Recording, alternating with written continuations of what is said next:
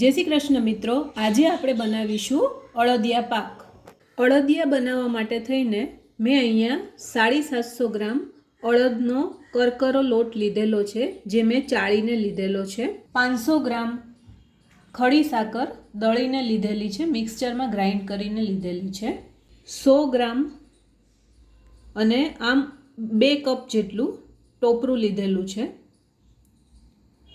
4 ચમચી જેટલો ગંઠોડા પાવડર, 4 ચમચી જેટલો સૂંઠ પાવડર, અડધો કપ કિસમિસ અને વજનમાં 100 ગ્રામ, કાજુ બદામ પિસ્તા જે આપણે સુધારીને લેશું એ વજનમાં 150 ગ્રામ જેટલા છે અને આમ ત્રણેય મળીને 1 કપ જેટલા છે. ઘી આપણે 500 ગ્રામ લેશું. હવે એક જાડા તળિયાવાળા વાસણમાં આપણે 500 ગ્રામ ઘી લેશું અને ગેસ ચાલુ કરી દઈશું. લો ફ્લેમ રાખીશું શરૂઆતમાં અને આપણે જે લોટ લીધેલો છે એ બધો જ અંદર નાખીશું.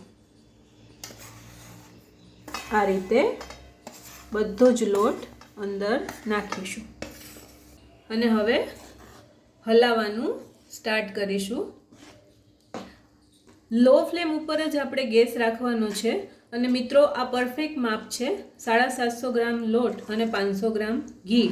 અને જનરલી મેઝરમેન્ટ ન લેવું હોય અને અંદાજિત માપ લેવું હોય તો તમે એ રીતે લઈ શકો કે જેટલો લોટ ડૂબે એટલું ઘી લેવાનું, બરાબર?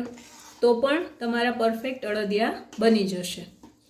અને અંદર આપણે બધું ટોપરું ને બધું મિક્સ કરીશું તો એમાં પણ બધું પરફેક્ટ માપ થઈ રહેશે. હવે આપણે લો ફ્લેમ પર લોટને શેકવાનો છે ઘીમાં. ફ્લેમ આપણે લો જ રાખીશું, છેકથી છેક સુધી, હાઈ નહીં કરીએ, નહીંતર જો વધારે પડતું ઝડપથી શેકાઈ જશે તો બળી જશે લોટ અને સ્વાદ સારો નહીં આવે. અને મિત્રો આપણે ચાસણી વગરના અળદિયા કરવાના છીએ એટલે આમાં કોઈ ચાસણી કરવાની ઝંઝટ નથી અને ખાંડને બદલે ખડી સાકરનો યુઝ કરીએ છીએ જે હેલ્થ માટે ખૂબ જ સારું છે. મિત્રો આ રીતે 10 થી 15 મિનિટ સુધી લો ફ્લેમ ઉપર આપણે શેકતા રહેવાનું છે. જ્યાં સુધી લોટ બધો થોડો બ્રાઉન કલરનો ન થઈ જાય ત્યાં સુધી આપણે શેકવાનું છે ધીમા તાપે. તો આપણે એ રીતે શેકીશું. આ રીતે સતત હલાવતા રહેવાનું છે. તો મિત્રો 15 મિનિટ શેક્યા પછી થોડો કલર ચેન્જ થવાનું હવે ચાલુ થયું છે અને શેકાવાની સરસ સુગંધ પણ આવવાની ખૂબ જ સરસ ચાલુ થઈ ગઈ છે. તો હજી આપણે 10 થી 15 મિનિટ વધારે શેકીશું. ડાર્ક બ્રાઉન થાય ત્યાં સુધી આપણે લોટ શેકવાનો છે. આ રીતે આપણે શેકતા રહીશું. બીજી 15 મિનિટ એટલે કે આપણે જ્યારથી શેકવાનું ચાલુ કર્યું ત્યાર પછીથી જોઈએ તો ટોટલ 30 મિનિટ પછી આપણું સરસ ટેક્સચર લોટનું આવી ગયું છે. એકદમ ફ્લફી ટેક્સચર છે અને કલર પણ લાઇટ બ્રાઉન જેવો થઈ ગયો છે. હવે આપણે 5 થી 7 મિનિટ વધારે શેકીશું જેથી કરીને એનો ડાર્ક કલર આવી જાય. જુઓ મિત્રો, થોડીવાર શેક્યા પછી આપણું લોટનું ટેક્સચર એકદમ ફ્લફી થઈ ગયું છે અને કલર પણ લાઇટ બ્રાઉન જેવો થઈ ગયો છે. તો હજી આપણે થોડો ડાર્ક શેડ જોઈશે એટલા માટે થઈ અને આપણે 5-7 મિનિટ જેટલું શેકીશું હજી. મિત્રો આપણો લોટ શેકાઈ રહ્યો છે એ દરમિયાન મેં આવી રીતે કાજુ બદામ પિસ્તાની કતરણ કરી લીધી છે. લાંબી કતરણ પર રાખી શકો છો, આવું નાનું પણ સુધારી શકો છો, મિક્સચરમાં દળી પણ શકો છો, ચોપરમાં ચોપ કરી શકો છો, જેમ પણ તમને યોગ્ય લાગે એ રીતે તમે કરી શકો છો. જુઓ મિત્રો, હવે આપણું અળદિયા પાક છે એ પરફેક્ટ શેકાઈ ગયો છે લોટ અને આજુબાજુ ઘી પણ સરસ રીતે છૂટું પડી ગયું છે. હવે આપણે ગેસની ફ્લેમ બંધ કરીશું. આ રીતે આટલું ડાર્ક આપણે લોટ શેકવાનો થશે. અને મિત્રો આમાં ખાંડની ચાસણીની બિલકુલ ઝંઝટ નથી, પણ જ્યારે આપણે સાકર એડ કરવાની હોય ત્યારે આ બધું થોડું ઠંડુ થયેલું હોવું જોઈએ. એટલે એકદમ ઠંડુ નહીં પણ હૂંફાળું હોય ને ત્યારે આપણે એમાં સાકર એડ કરીશું. હવે અત્યારે આ સ્ટેજ ઉપર હું ગંઠોડા પાવડર એડ કરું છું, સૂંઠ પાવડર એડ કરું છું અને હવે બધું જ હલાવી નાખું છું. આ રીતે બધું મિક્સ કરી દેવાનું. હવે મિત્રો, ઘણા લોકો અળદિયાની અંદર ગુંદ નાખતા હોય છે, 32 વસાણું અને અળદિયાનો મસાલો, કંઈ પણ તમારે જે પણ નાખવું હોય એ તમે એડ કરી શકો છો. પણ નાના મોટા બધાને ભાવે એ માટે થઈ અને અહીંયા હું ઘણી બધી વસ્તુને મેં સ્કીપ કરેલી છે અને ઓછી સામગ્રીમાંથી પણ ખૂબ જ ટેસ્ટી અળદિયા પાક બને છે અને નાનાથી મોટા બધાને આવો અળદિયો ખાવો ખૂબ જ ગમે છે. તો મિત્રો, આ રીતે જરૂરથી બનાવજો. હવે આપણે 10 મિનિટ રેસ્ટ આપીશું. થોડું ઠંડુ થાય ત્યારબાદ આપણે બાકીની સામગ્રી એડ કરીશું. તો મિત્રો, હવે આપણું મિશ્રણ છે એ થોડું ઠંડુ થઈ ગયું છે અને હવે હું અંદર ડ્રાયફ્રૂટ એડ કરું છું. સૌથી પહેલાં કિસમિસ નાખું છું, ત્યારબાદ જે સુધારીને આપણે ડ્રાયફ્રૂટ રાખેલું છે, કાજુ બદામ પિસ્તા, એ હું એડ કરું છું. ત્યારબાદ ટોપરું.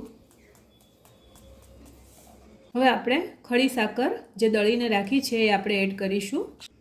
હવે બધું જ એડ કર્યા પછી આપણે એને આ રીતે મિક્સ કરીશું.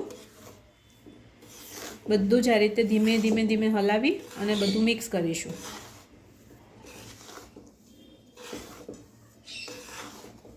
જુઓ મિત્રો, મેં આ રીતે બધું જ મિશ્રણ છે એ મિક્સ કરી દીધું છે.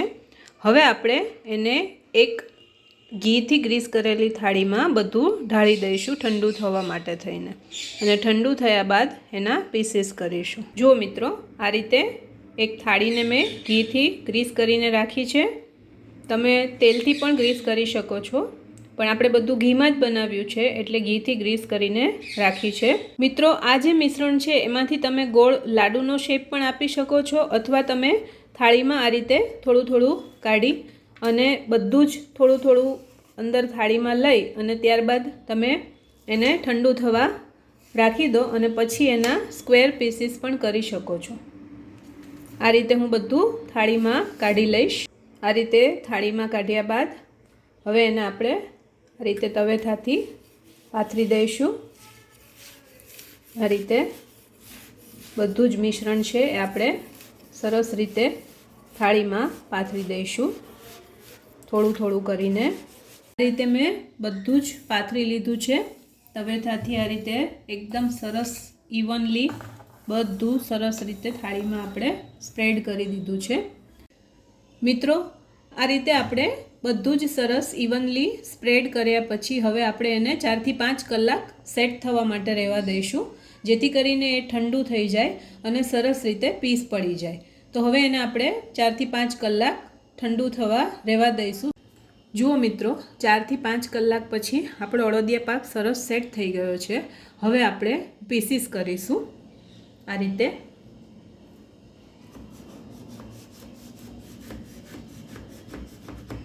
રીતે આપણે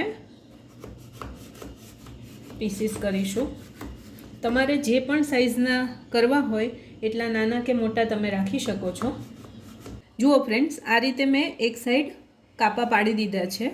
હવે આપણે બીજી સાઈડ લેશું. હવે બીજી સાઈડ જો તમારે સ્ક્વેર પીસ રાખવા હોય તો આ રીતે સીધા જ લેવાના છે, પણ થોડા તમારે કાજુ કતરીનો જે શેપ હોય ડાયમંડ શેપ એ લેવો હોય તો થાળીને થોડી ક્રોસમાં લઈ અને પછી આપણે કટ આપવાનું છે. આ રીતે એટલે શેપ છે એ રીતે પડશે. જુઓ ફ્રેન્ડ્સ, આ રીતે આ સરસ શેપના પીસીસ થશે અને હવે આપણે પીસીસ સર્વિંગ માટે કાઢીશું. જુઓ મિત્રો, આપણો ખૂબ જ સ્વાદિષ્ટ અને હેલ્ધી એવો અળદિયા પાક તૈયાર છે અને ખાવામાં પણ ખૂબ જ ટેસ્ટી બન્યો છે. મારી રેસીપી પ્રમાણે તમે જરૂરથી બનાવજો અને મને કોમેન્ટ્સ કરીને કહેજો કે તમને કેવો લાગ્યો, અને મારા વિડીયોને લાઈક અને શેર જરૂરથી કરજો અને મારી ચેનલને સબસ્ક્રાઈબ કરજો.